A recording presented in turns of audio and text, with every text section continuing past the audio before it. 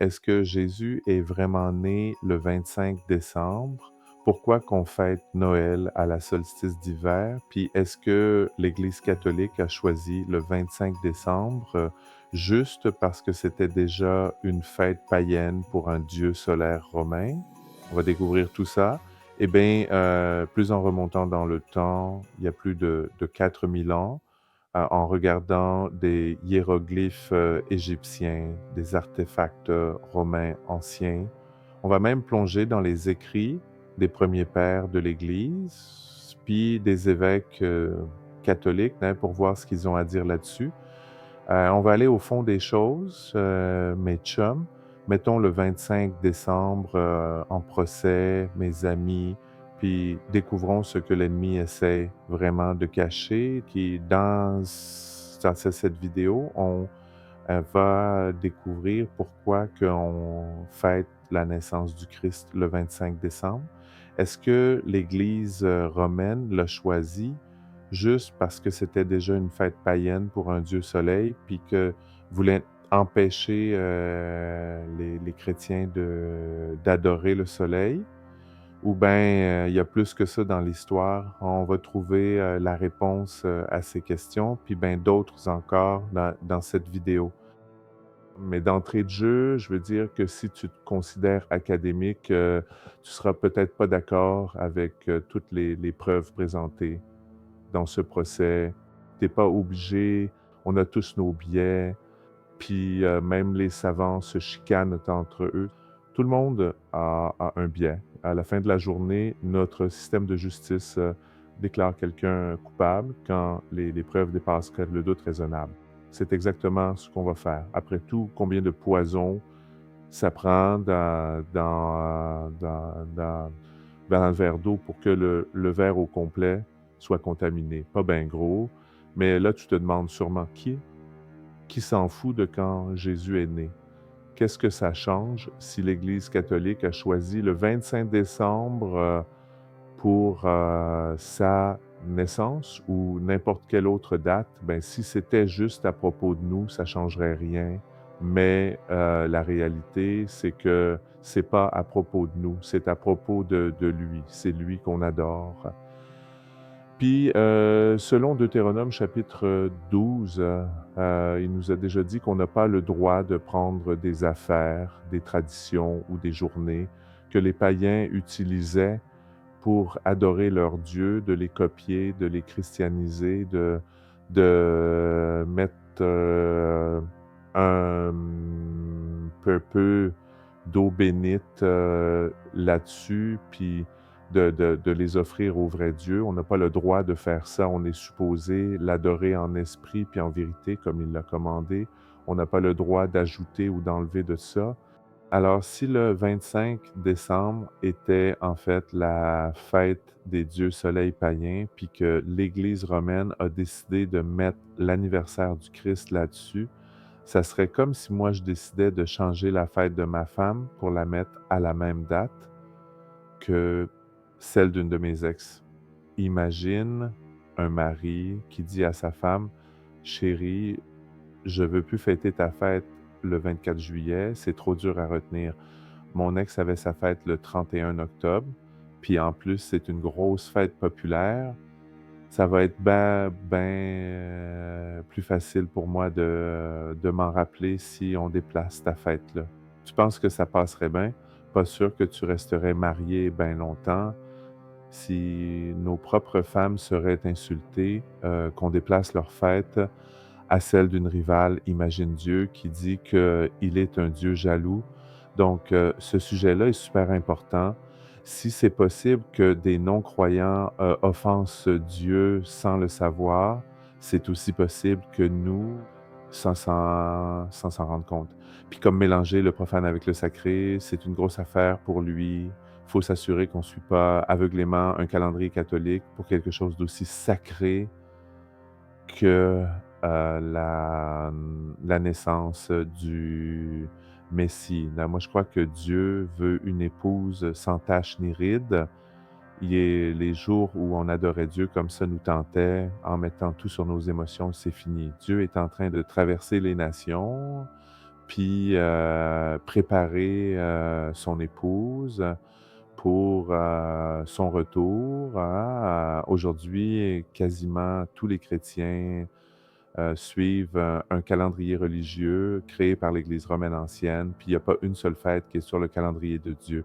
Est-ce que quand le corps du Christ, collectivement, manque des bénédictions, puis souffre d'un manque de puissance parce qu'il a choisi d'adorer Dieu à travers des fêtes inventées par les hommes au lieu des fêtes saintes créées par Dieu? Si tu crois que tu es chrétien, un croyant qui veut adorer Dieu en esprit puis en vérité, ben, il faut qu'on examine tout ce qu'on croit, voir d'où ça vient, puis si c'est la vérité. Alors aujourd'hui, on va creuser ce sujet, on va mettre le 25 décembre en procès, on va mettre l'Église catholique en procès, on va découvrir d'où ça vient, puis comment ça nous affecte aujourd'hui.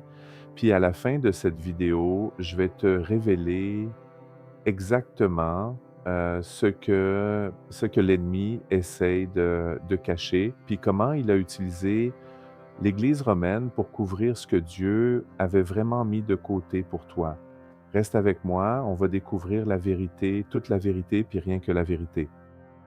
Alors, commençons, puis dévoilons tous les documents anciens, l'archéologie, puis faisons un zoom de haut niveau sur certaines de ces citations anciennes pour voir si les preuves nous amènent à une conclusion claire. Commençons avec un manuscrit ancien découvert en 1918. Il contient 38 sermons que la plupart des savants attribuent à Jean Chrysostome, qui vivait au IVe siècle.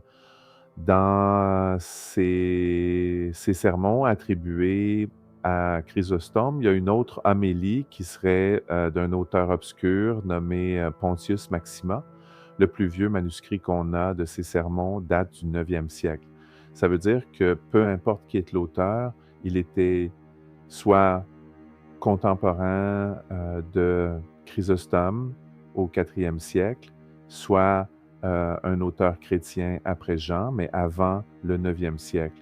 Dans cette homélie, il explique non seulement que le 25 décembre était considéré par les anciens comme la fête du dieu soleil romain, mais ça nous aide aussi à comprendre comment la première Église a essayé de s'approprier cette journée puis de la christianiser.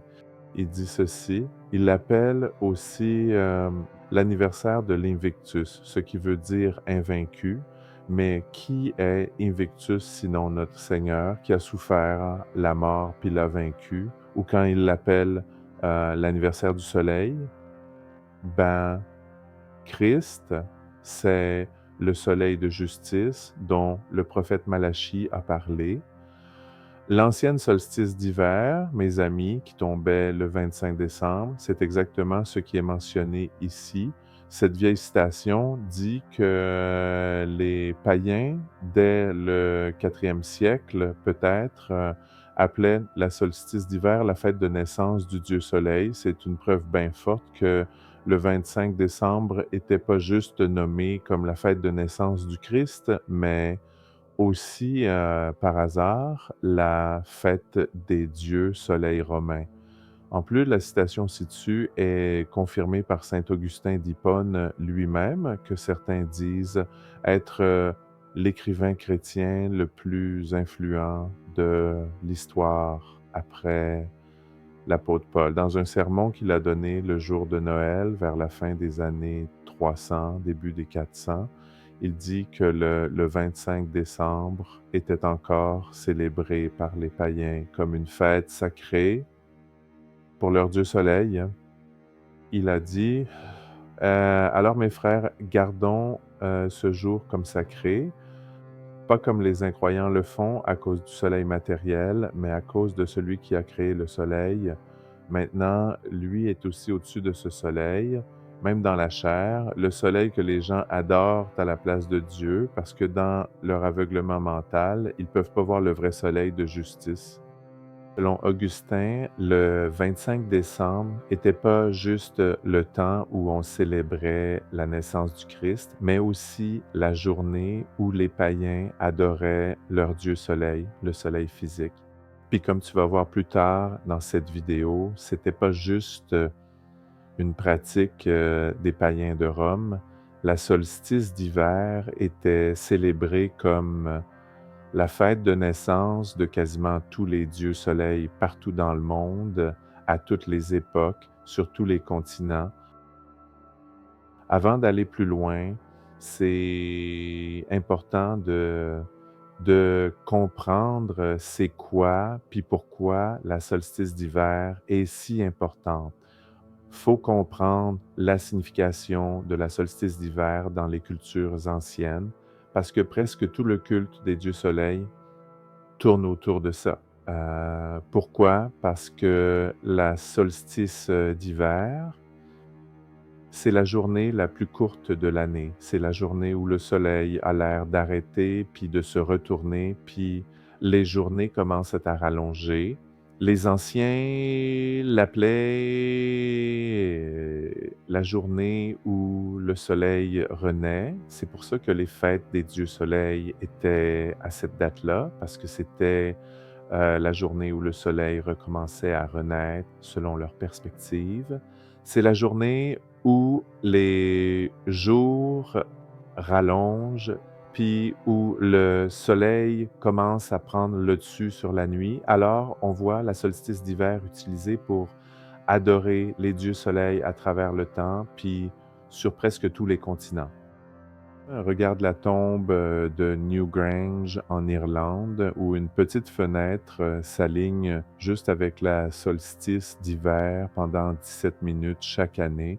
Cette fenêtre-là a été créée il y a plus de 5000 ans juste pour capter le soleil pendant ces 17 minutes-là, directement sur la tombe des anciens chefs enterrés dedans. Puis là, allons voir Stonehenge, une des structures les plus connues de l'histoire du monde. Cette structure païenne, vieille de plus de 4500 ans, faite pour le culte du dieu soleil, est complètement centrée sur la solstice d'hiver. Elle a été créée puis bâtie juste pour ça, mais c'est pas la seule. Regarde le cercle de Goseck en Allemagne. Ça fait presque 5000 ans qu'il existe, puis il est totalement construit autour de la solstice d'hiver. Deux des trois entrées fonctionnent juste avec le soleil de la solstice d'hiver, une au lever, puis l'autre au coucher du soleil. Mais probablement la structure la plus célèbre de l'histoire reliée à la solstice d'hiver, puis complètement connecté à un dieu soleil, c'est le dieu soleil égyptien Amon-Ra. Ce temple vieux de presque 4000 ans en Égypte a été bâti de façon à ce que juste une seule journée par année, la solstice d'hiver, la lumière passe par une fenêtre unique puis éclaire son visage dans le Saint des Saints. Le fait que les anciens Égyptiens aient bâti le temple de leur dieu soleil pour capter le soleil de la solstice d'hiver, parce qu'ils croyaient que c'était la journée où leur dieu soleil renaissait, relie la solstice d'hiver comme une journée de culte existante pour une divinité solaire. C'est important parce que ça prouve que le culte des dieux soleils est lié à la solstice d'hiver depuis des milliers d'années avant même que Rome existe, bien avant que la fête de naissance du Christ soit choisie par l'Église romaine. Cette journée-là était déjà mise à part puis célébrée par toutes les cultures anciennes avant. Puis ce modèle existe pas juste avant le Christ, mais longtemps après aussi. Même dans les Amériques, on voit des temples mayas puis aztèques orientés vers la solstice d'hiver. Pourquoi Satan a choisi de relier des temples physiques au culte du dieu soleil? Alors, pour que tout le monde comprenne bien pourquoi je parle de ces temples, puis de la solstice d'hiver qu'on retrouve dans toutes les cultures, continents, tribus puis langues.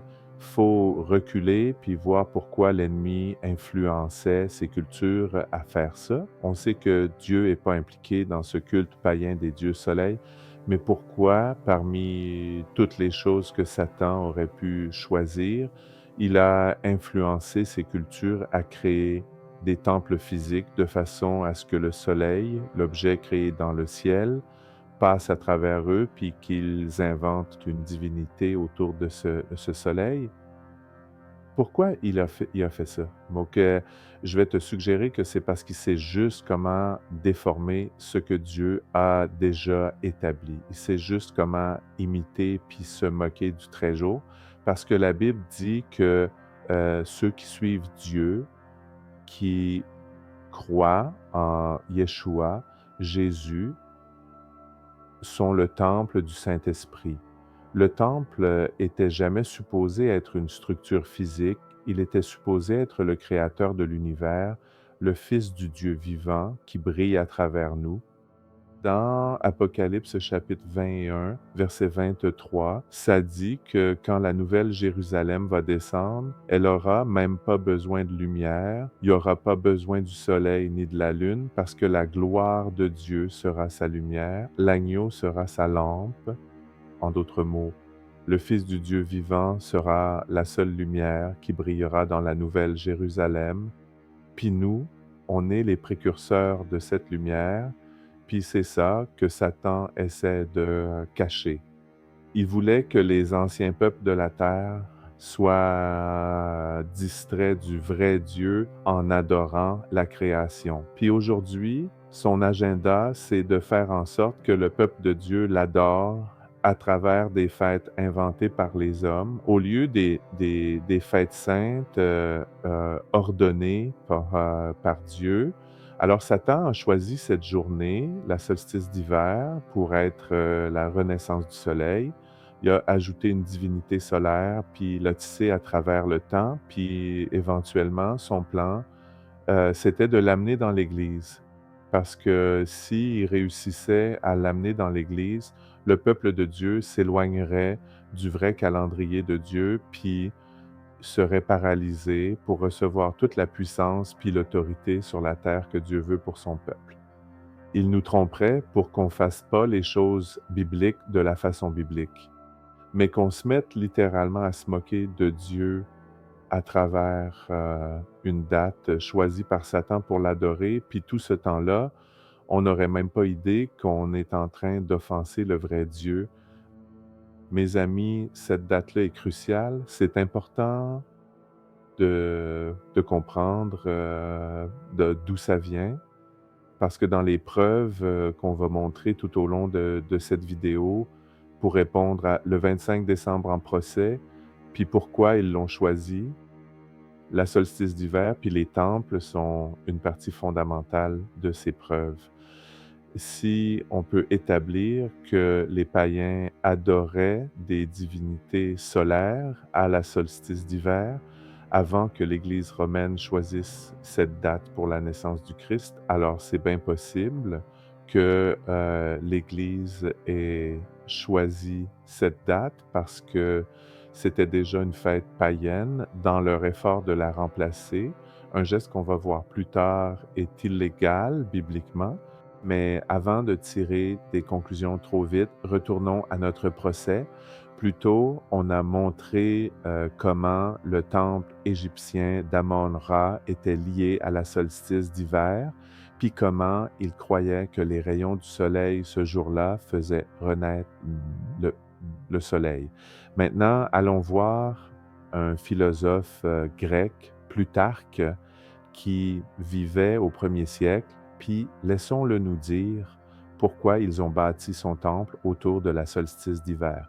Il dit, et je cite, pour cette raison, on dit que la déesse Isis, quand elle a su qu'elle était enceinte, a mis une amulette protectrice le 6e jour de Phauphi, puis à la solstice d'hiver, elle a donné naissance à Harpocrate.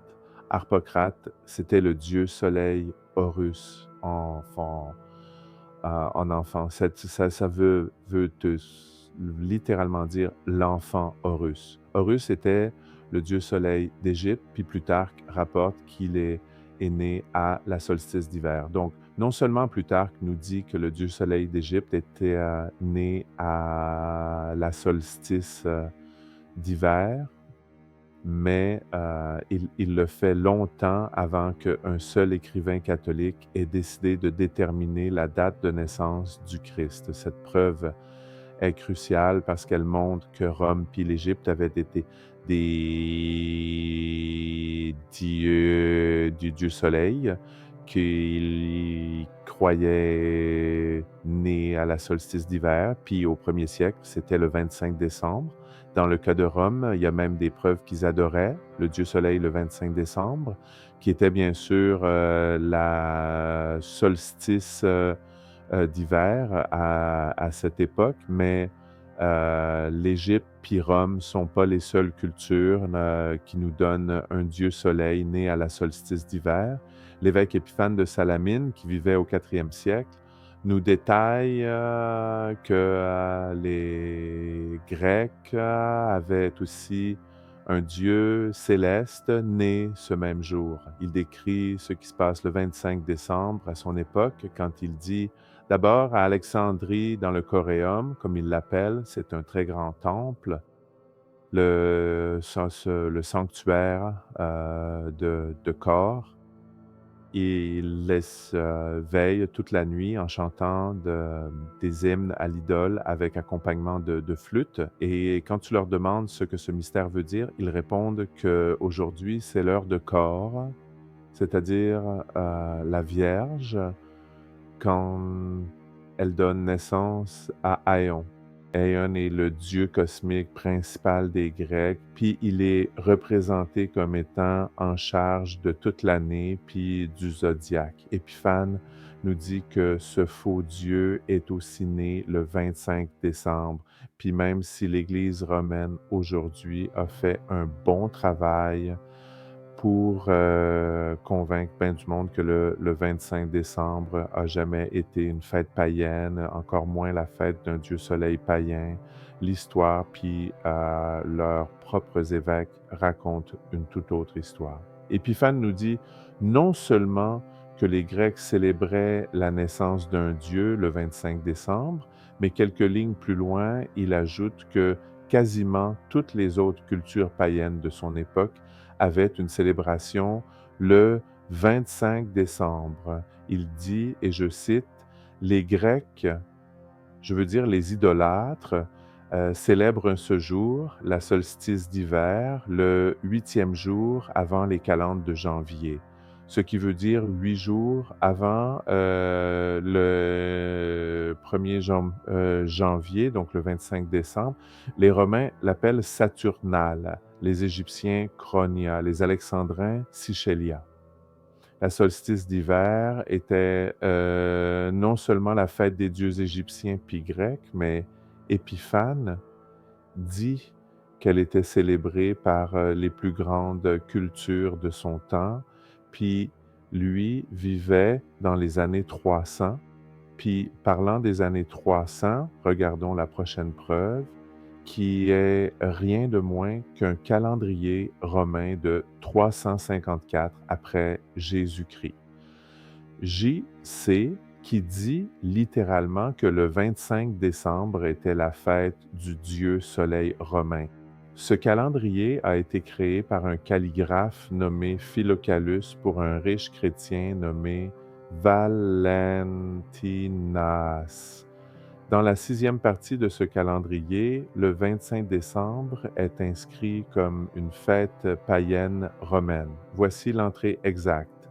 Anniversaire de l'invaincu, jeu ordonné, 30 courses.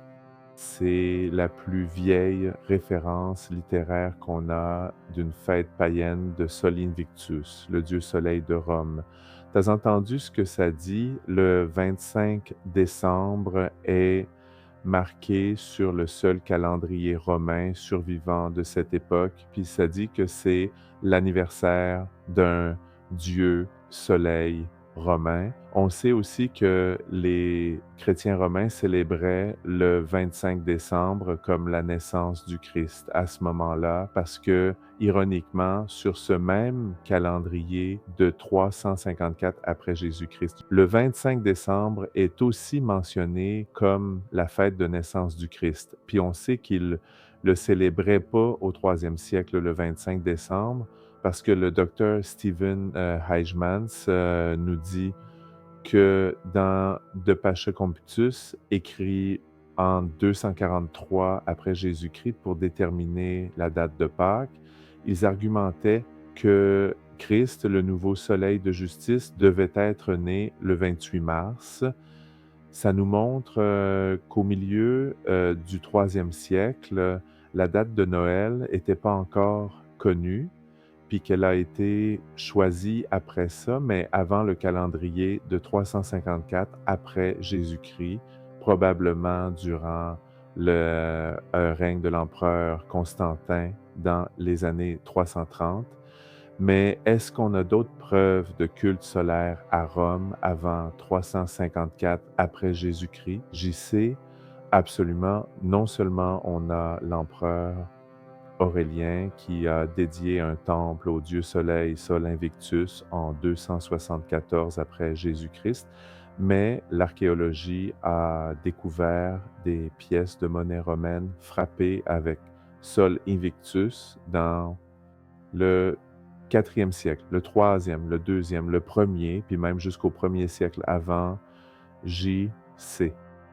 Parmi tous les dieux disponibles dans le Panthéon à chaque siècle où Rome existait, l'empereur a choisi de mettre Sol Invictus sur chaque pièce romaine. C'est aussi un fait bien documenté que l'empereur Constantin, avant sa supposée conversion au christianisme, était un adorateur dévoué du dieu soleil, ce qui prouve que le culte solaire était bien vivant à Rome. Puis, quelle journée tu penses qu'il célébrait la fête du soleil, puis de tous les dieux soleil? La seule journée de l'année où il croyait que le soleil renaissait, la solstice d'hiver, le 25 décembre. L'empereur Julien confirme quand les Romains adoraient leur dieu soleil. Il dit en 361 après Jésus-Christ, et je cite, avant le début de l'année, à la fin du mois, qu'on appelait après Chronos, notre décembre, et on célèbre en l'honneur d'Hélios, le dieu soleil grec, les jeux les plus splendides, puis on dédie le festival au soleil invincible. Mes amis, ça peut pas être plus clair que ça. Même l'empereur romain dit qu'à la fin de décembre, ils avaient fait une grosse célébration pour le dieu soleil, puis on sait que la journée en question, c'était le 25 décembre parce que le calendrier de 354 après Jésus-Christ nous le dit, on l'a déjà montré. L'encyclopédie catholique dit ceci à propos d'Hélios. Hélios, Mithra, est un seul Dieu, puis le dimanche était gardé sacré en l'honneur de Mithra. Le 25 décembre était observé comme sa fête de naissance. Le Natalis Invicti, la renaissance du soleil d'hiver invaincu par la rigueur de la saison. Tu vois que même les savants catholiques admettent que le dieu soleil grec Hélios puis le dieu soleil romain Mithra sont devenus un seul dieu, puis que sa fête de naissance était le 25 décembre, puis que le dimanche était sa journée. Puis soit dit en passant, c'est exactement pourquoi aujourd'hui, la majorité du christianisme célèbre le sabbat le dimanche. C'est pas parce que Jésus s'est ressuscité un dimanche, c'est parce que les Romains ont choisi de le changer en 321 après Jésus-Christ, sous l'empereur Constantin, parce que c'était la journée où les païens avaient leur sabbat, puis c'était plus facile de les convertir au christianisme si on leur permettait de garder leurs traditions. Puis la position de l'Église était: laisser le monde continuer à célébrer, mais maintenant on va le faire pour Jésus. Ce genre de compromis dans le changement des lois puis des temps, c'est comme ça que l'Église a toujours fonctionné depuis le début. C'est exactement comme ça qu'ils ont choisi le 25 décembre. Ils ont essayé de conquérir une journée païenne puis de la racheter, oubliant que Dieu a jamais été intéressé à racheter des journées païennes de culte. Il a déjà ses propres journées spéciales où il veut que son peuple l'adore. Il a seulement été intéressé à racheter des gens du culte païen. Peux-tu imaginer les Israélites essayer de prendre un autel païen puis de l'utiliser pour adorer le Dieu d'Israël alors qu'ils étaient spécifiquement interdits de le faire? Puis Deutéronome chapitre 12. Maintenant, tu te dis peut-être la solstice d'hiver, c'est pas le 21 décembre. Si tu parles du calendrier grégorien corrigé d'aujourd'hui, tu aurais raison, mais le calendrier actuel existe seulement depuis 1582 pour remplacer le calendrier julien créé en 46 avant Jésus-Christ, qui avait un décalage de 11 minutes par année. Donc, dans le calendrier julien original, la solstice d'hiver tombait le 25 décembre, puis elle a continué d'être célébrée cette journée-là par tradition, même si la solstice a commencé à se déplacer à d'autres dates à cause de l'imprécision du calendrier julien. On sait que le 25 décembre était à l'origine la solstice d'hiver parce que l'historien romain Pline l'Ancien, en 63 après Jésus-Christ, le dit exactement. Il dit, et je cite, la bruma, qui est la solstice d'hiver, elle commence au 8e degré du Capricorne, le 8e jour avant les calendes de janvier, ce qui est une autre façon de dire 8 jours avant le 1er janvier, donc le 25 décembre. Ça vient directement d'un historien du 1er siècle. Puis parlant des cultures qui adoraient tier des dieux soleil à la solstice d'hiver, comme j'ai mentionné plus tôt, c'est pas juste les Égyptiens anciens puis les Romains des premiers siècles qui vénéraient le soleil. Cette journée-là, on voit le même modèle partout dans le monde puis à travers le temps. Les Aztèques du Mexique, par exemple, non seulement avaient plusieurs temples construits avec la solstice d'hiver en tête, mais selon leur théologie, leur dieu Huitzilopochtli serait aussi né à la solstice d'hiver. Puis si on traverse l'océan Pacifique vers le Japon, on trouve une autre histoire de Dieu Soleil qui se passe à la même solstice d'hiver. Selon la légende du shintoïsme japonais, la déesse Soleil Amaterasu est attirée hors d'une caverne à la solstice d'hiver par le dieu du bonheur après avoir fui son frère enragé. Quand la déesse Soleil sort à la solstice d'hiver, on dit qu'elle renaît, le soleil reprend vie.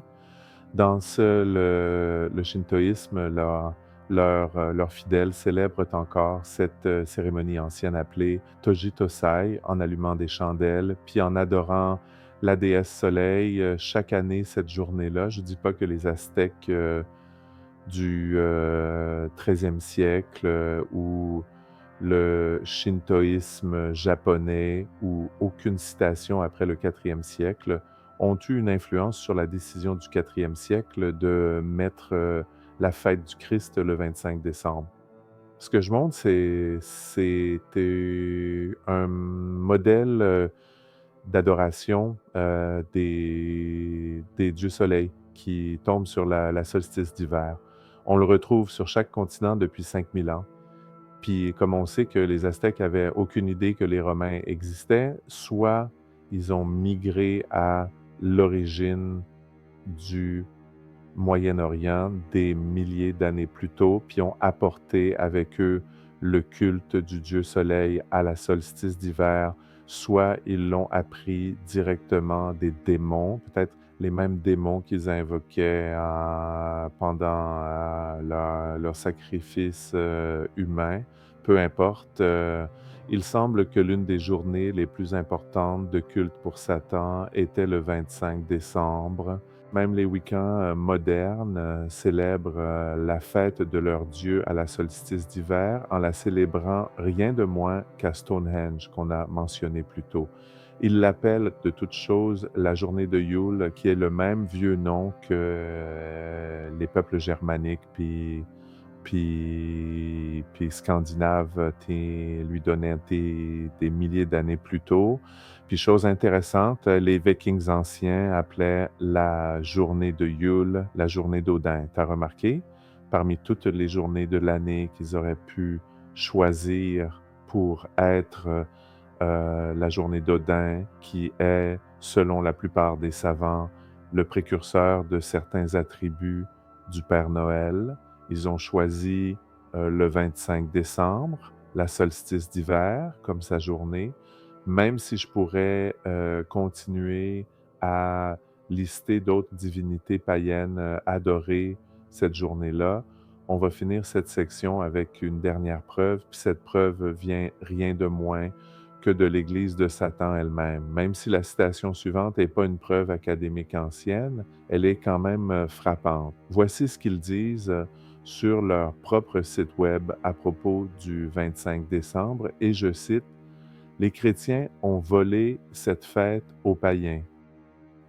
Le Nazaréen ou sikh chrétien a peu de place dans la célébration publique générale de cette saison qui était destinée par les païens à être des célébrations d'abondance pendant la saison de froid puis de vide.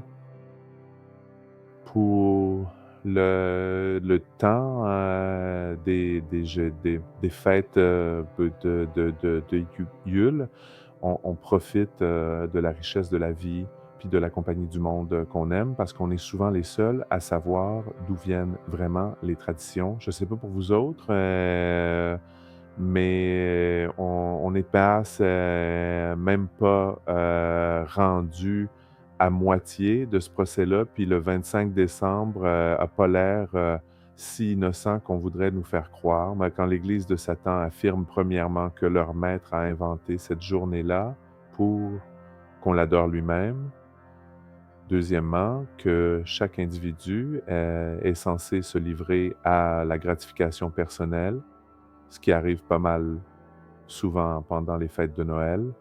Et troisièmement, que ça s'appuie sur une foule de cultures à travers le temps, influencé par Satan pour vénérer des dieux du soleil cette journée-là. Ben, ça me semble clair que l'ancien solstice d'hiver était en fait une grosse journée païenne de culte à Satan lui-même. Ça aurait donné à l'Église catholique le motif de vouloir s'approprier ça, puis d'en faire leur affaire. Mais ça, c'est juste mon opinion. Dites-moi ce que vous en pensez dans les commentaires. Le gros problème pour l'Église romaine, c'était pas juste le 25 décembre. Tertullien, 155 à 220 après Jésus-Christ, dit que les chrétiens participaient aux fêtes païennes de Saturnale, au solstice d'hiver, puis à l'anniversaire du dieu soleil romain. Les chrétiens se joignaient aux célébrations de tous bords, tous côtés, tellement que même au deuxième siècle, les premiers dirigeants de l'Église savaient plus quoi faire. Leur monde participait au Saturnale, au solstice, puis au jour de l'an. Saturnale, c'était une fête romaine hyper populaire qui finissait juste avant l'anniversaire du dieu Soleil, puis les chrétiens se faisaient prendre là-dedans. Regardez les citations de cette époque-là. Un père de l'Église, entre 145 puis 220 après Jésus-Christ, disait: mais le même apôtre, en parlant de Paul, ailleurs nous dit de plaire à tous, comme moi. Il dit: je plais qui est à tous par tous les moyens. Pas de doute qu'il plaisait en célébrant les Saturnales, puis le jour de l'an. Les Saturnales, le jour de l'an, les fêtes du milieu de l'hiver, puis les matronales, étaient fréquentées. Les cadeaux, circulaient, les jeux faisaient du bruit, puis les banquets rajoutaient au vacarme. Ils disaient en gros: «Vous autres, vous avez aucun problème à aller célébrer les fêtes païennes, puis à avoir l'air de païens, mais eux, jamais ils viendraient célébrer une fête chrétienne de peur d'avoir l'air chrétien. Ça, c'est au 2e puis 3e siècle où les chrétiens se laissaient embarquer dans les festivals païens d'hiver. Puis c'est exactement ce qu'on fait aujourd'hui. On célèbre, des affaires que les païens célèbrent, puis on n'a pas honte pantoute. Ça devrait être un gros drapeau rouge que les chrétiens célébraient aux côtés des païens, puis un encore plus gros, drapeau rouge, que les païens d'aujourd'hui, puis les week-ends disent, ben, que c'est leur fête, puis qu'on l'a volé. Puis, honnêtement, je suis porté à être d'accord avec les preuves, et même l'évêque, Martin de Braga, en 575 après Jésus-Christ, disait que toute la célébration était païenne. Il écrivait: «Vous ne devez pas faire les célébrations mauvaises des calendes, ni observer les fêtes des païens, ni décorer, vos maisons, avec, du laurier puis des branches vertes. Toute cette célébration est païenne. Pendant qu'on essaie de savoir au 21e siècle si Noël vient des racines païennes, ce vieux évêque de 1500 ans semblait déjà certain, et ces fêtes, ces fêtes d'hiver à la fin de l'année sont païennes. Le dilemme, c'était que les chrétiens célébraient avec les païens, puis empruntaient à leurs traditions, puis la jeune Église catholique ne savait pas quoi faire. Comme les chrétiens partout célébraient ces fêtes païennes, puis que l'Église ne pouvait pas les arrêter, la seule option, c'était le fameux: «Si tu peux pas les battre, joins-toi à eux». Puis c'est exactement ce qui est arrivé. En choisissant le 25 décembre, journée de fête païenne, comme anniversaire du Christ, l'Église pouvait dire aux chrétiens de continuer à célébrer, mais cette fois au nom du vrai Fils de Dieu. Durant tout ce procès, mes amis, on essaie de répondre à la question pourquoi l'Église catholique a choisi le 25 décembre comme anniversaire du Christ. Un évêque syriaque, Jacob Bar Salibi, au 12e siècle, répond clairement. Il dit: la raison pour laquelle les pères de l'Église ont déplacé la célébration du 6 janvier au 25 décembre, c'est que les païens célébraient ce jour-là l'anniversaire du soleil, puis allumaient des lumières pour l'exalter. Même, même les chrétiens participaient à ces rites. Alors les enseignants, de l'Église ont établi un plan. La vraie fête de Noël serait célébrée ce jour-là, puis l'Épiphanie le 6 janvier. Frères et sœurs, ça peut pas être plus clair. Ce vieux évêque disait: «Voilà pourquoi on célèbre le 25 décembre.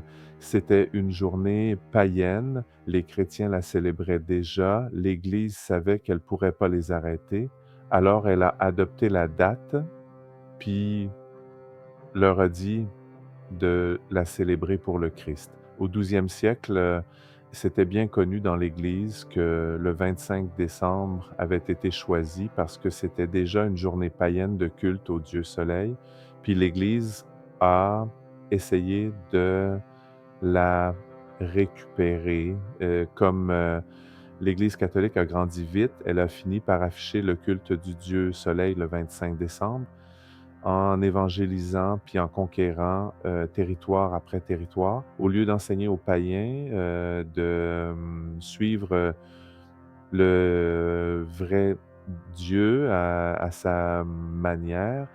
Elle a commencé à syncrétiser, puis à emprunter, leurs coutumes jusqu'à ce qu'on arrive à presque toutes les traditions qu'on fait aujourd'hui à Noël. Puis là, vous vous dites peut-être, si la date choisie était déjà l'anniversaire d'un dieu soleil. Est-ce que c'est pas une bonne chose que l'Église ait pris une date païenne pour le Christ?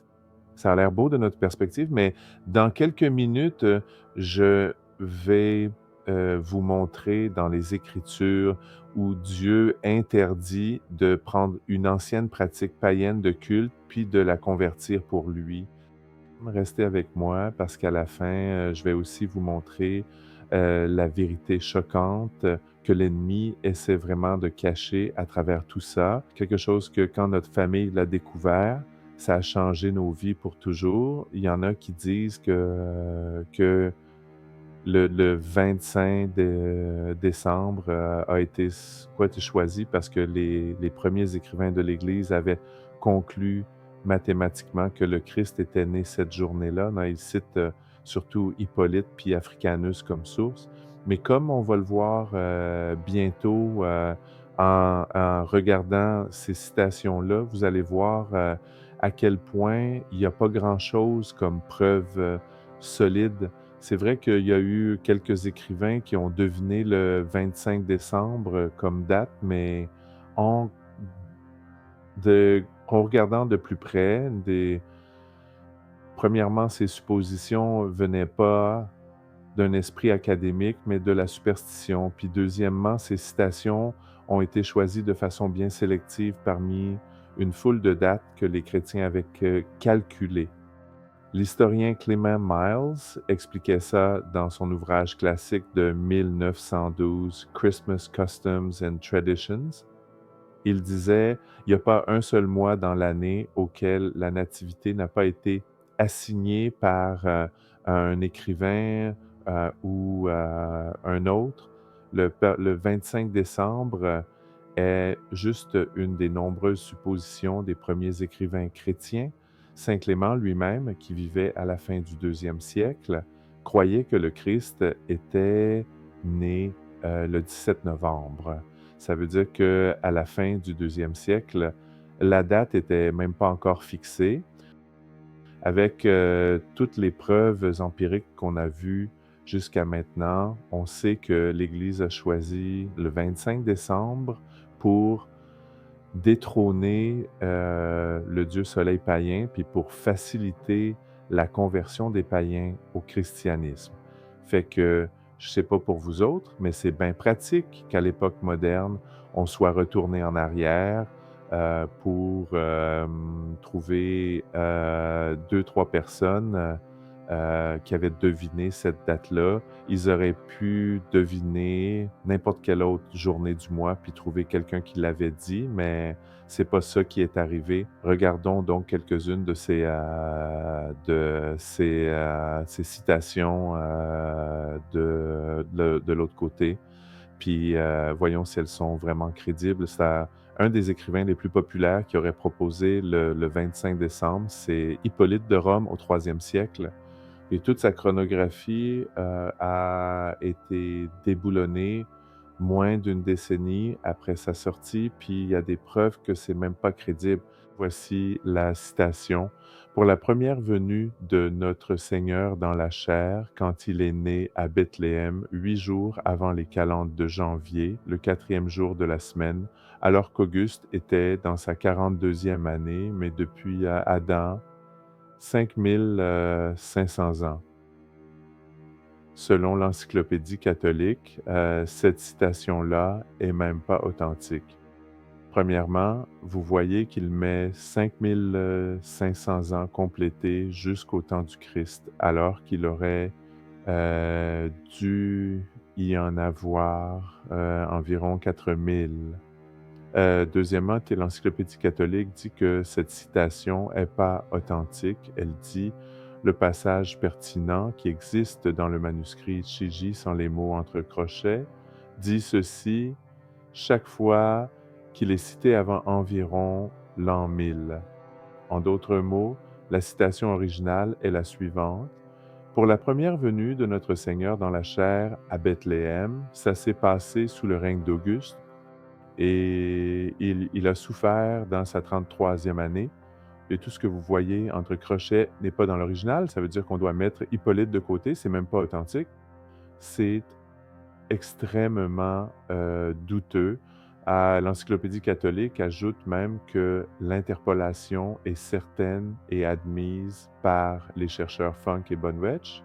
La prochaine citation qu'on a, puis la dernière qu'on va traiter aujourd'hui, c'est Julius Sextus Africanus. Et partout sur Internet, on le cite comme ayant dit que le 25 décembre est la date de naissance du Christ, mais pratiquement personne donne sa citation exacte.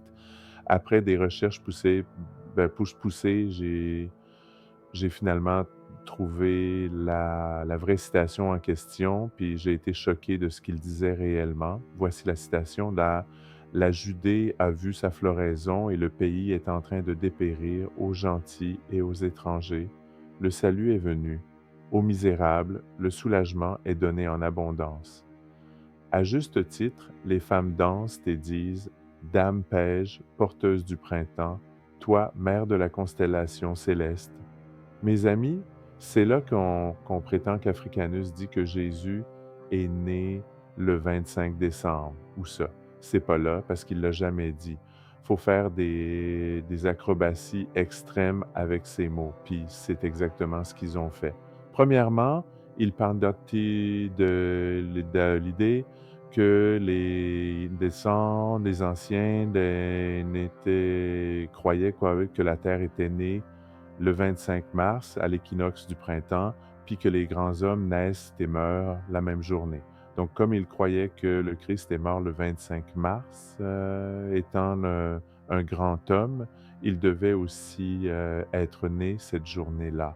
Et parce que Africanus utilise le mot porteuse du printemps, ça voudrait dire que Julius croyait que le Christ devait être né au printemps. Le problème, c'est qu'ils n'ont même pas respecté la formule superstitieuse que les grands hommes naissent et meurent la même journée. Ils l'ont changé pour dire que le Christ est mort et a été conçu la même journée. Puis bien sûr, si tu comptes 9 mois à partir du 25 mars, tu tombes sur le 25 décembre. La vérité, c'est que tout ça repose sur de la superstition, puis une formule manipulée en plus, mais c'est pas ce qu'il a dit, ni ce qu'il voulait dire.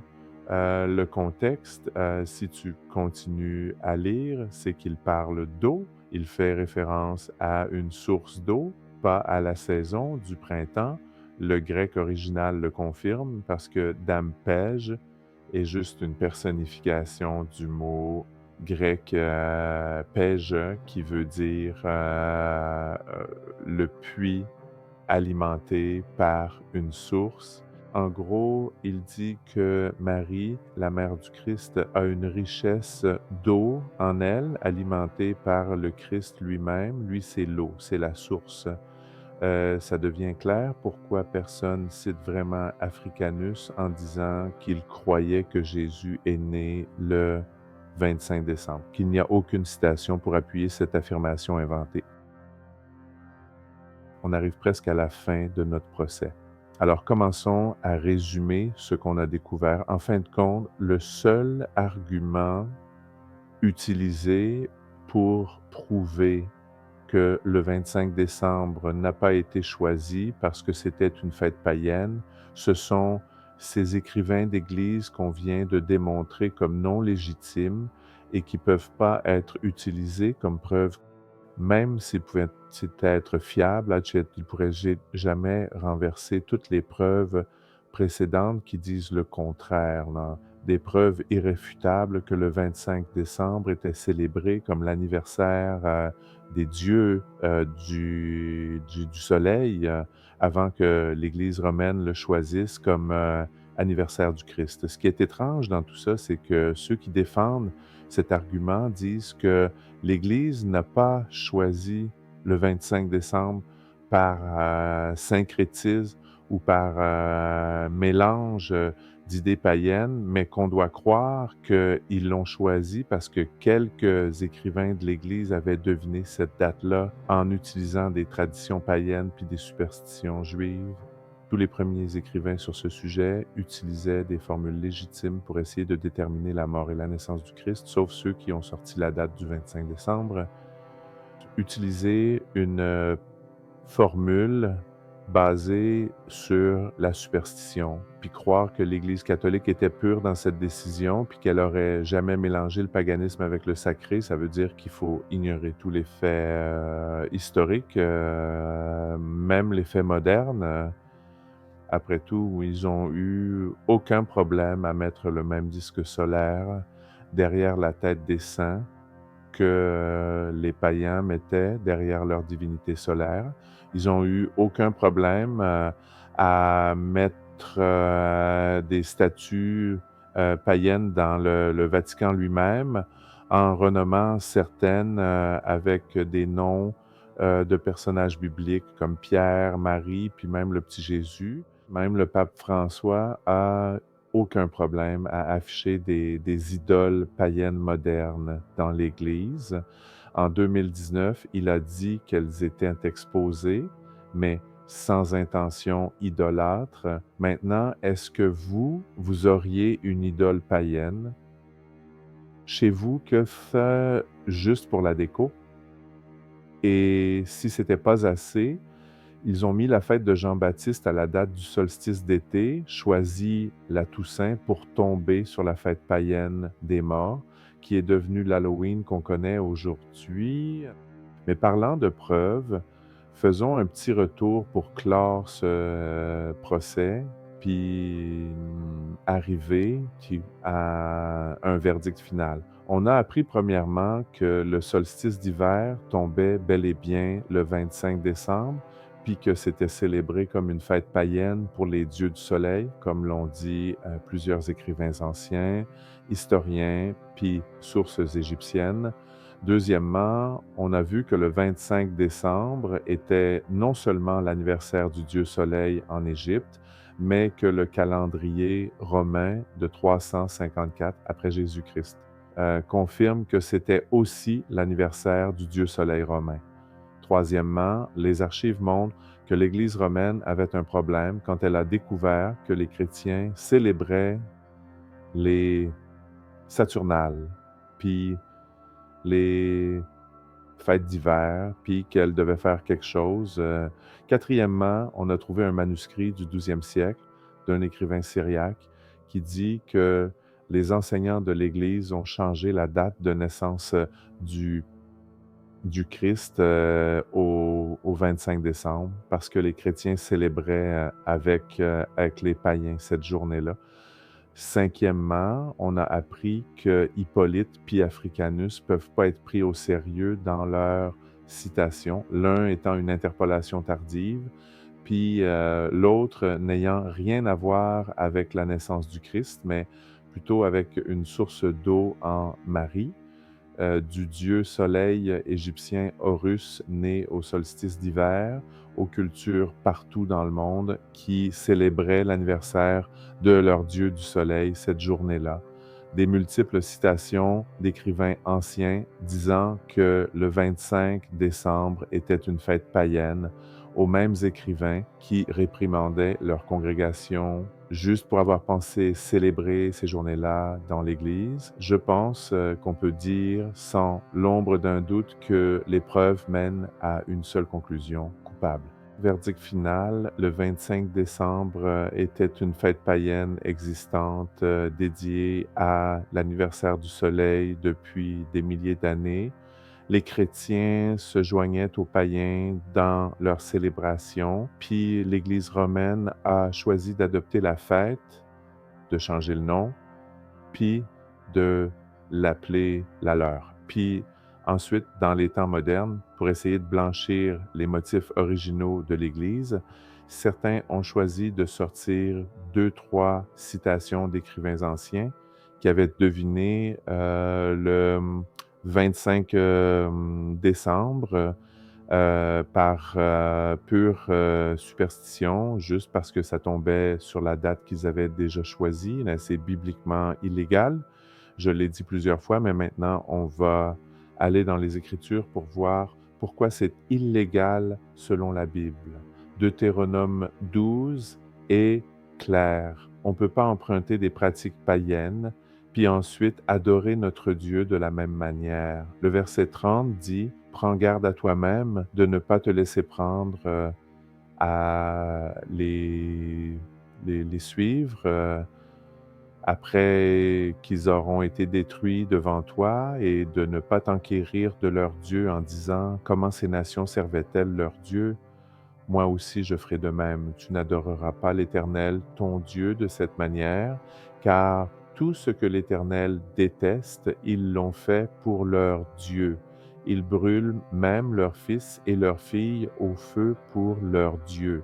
Tout ce que je t'ordonne, prends soin de l'observer, tu n'y ajouteras rien et tu n'en retrancheras rien. C'est ce qui est arrivé avec Israël ancien. Quand ils sont entrés dans la terre promise, Dieu les a avertis: allez pas voir comment ils adorent leur Dieu, puis ensuite m'adorer de cette manière-là. Il dit: ajoutez rien, enlevez rien à ma parole, adorez-moi comme je le demande. Mais on est rendu à un point où on dit: ben moi, ça veut pas dire ça pour moi. J'adore Dieu, je célèbre l'anniversaire du Christ. Qu'est-ce qu'il y a de mal là-dedans, mes amis, si c'est vous qui êtes adorés? Pas de problème, mais malheureusement, ça compte pas ce que ça veut dire pour nous. Ça compte seulement ce que ça veut dire pour lui. C'est lui qui est adoré. Soit on se soucie de comment lui veut être adoré, soit on se soucie de comment nous, on veut l'adorer. Alors que le verdict est coupable, on se demande pourquoi l'ennemi ferait ça? Pourquoi toute cette parade de personnages qui apparaissent sur différentes scènes pour détourner l'attention du peuple de Dieu de la scène qui est là-bas? Et c'est quoi cette scène? C'est le vrai calendrier des fêtes de Dieu. C'est le vrai calendrier prophétique des fêtes qu'il essaye de cacher parce que l'ennemi sait que si on s'éloigne de ce que Dieu veut vraiment qu'on fasse, on sera désynchronisé avec son calendrier, puis on manquera les bénédictions incroyables qui viennent avec. Par exemple, Yeshua, Jésus est mort à la Pâque au moment précis où on tuait l'agneau pascal. Il a été mis au tombeau pendant la fête des pains sans levain, quand on enlevait tout le levain qui représente le péché des maisons. Il est ressuscité à la fête des premiers fruits, quand le grand prêtre coupait l'orge de la terre, puis l'agitait devant Dieu en demandant une grande récolte à l'automne. Puis l'Esprit Saint est descendu à Shavuot, mieux connu en grec comme la Pentecôte. Ça, c'est les 4 fêtes du printemps du Seigneur qui concernent sa première venue. Chaque fête parle du Christ, mais saviez-vous que sa seconde venue est annoncée par les 3 fêtes de l'automne? Là, il revient pendant Yom Teruah, la fête des trompettes, mieux connue comme Rosh Hashanah, qui était la journée où les anciens rois d'Israël étaient couronnés au son de la trompette. Ensuite, Yom Kippour, le jour des expiations, où le grand prêtre entrait dans le Saint des Saints une fois par année pour expier les péchés d'Israël, relié au grand jugement final du trône blanc de Dieu. Et finalement, la fête des tabernacles, Sukkot, qui est le moment du repas des noces de l'agneau dans l'Apocalypse, puis c'est aussi le temps où Jésus est réellement né, puis a commencé à tabernacler parmi nous. Alors, mes amis, ce qu'on découvre, c'est que l'ennemi essaie de cacher notre héritage. Il nous l'a volé, puis à la place, il nous a donné un calendrier de fêtes catholiques qui a détourné notre attention, puis détruit notre capacité d'enseigner la vérité à nos enfants. Si vous êtes catholique puis que ça vous dérange pas que l'Église, ait remplacé le calendrier de Dieu par le sien, ben, ça fait du sens que vous célébriez les fêtes catholiques. Mais si vous êtes un croyant qui veut vraiment, suivre, Dieu puis être en rythme avec ses voix, ça fait pas plus de sens de commencer à apprendre son calendrier. Mes amis, il y a tellement de choses dans notre histoire qu'on connaît pas, puis qui ont radicalement affecté nos vies, notre spiritualité, nos enfants, puis nos familles. On doit apprendre ces choses-là, puis notre histoire, pour pouvoir faire les choses bibliques de la manière biblique. On doit mettre de côté les doctrines, puis les traditions des hommes, puis, puis commencer à suivre Dieu en esprit, puis en vérité. Et parlant de vérité, maintenant que vous la connaissez, il y a juste une question qui reste. Qu'est-ce que vous allez faire avec ça?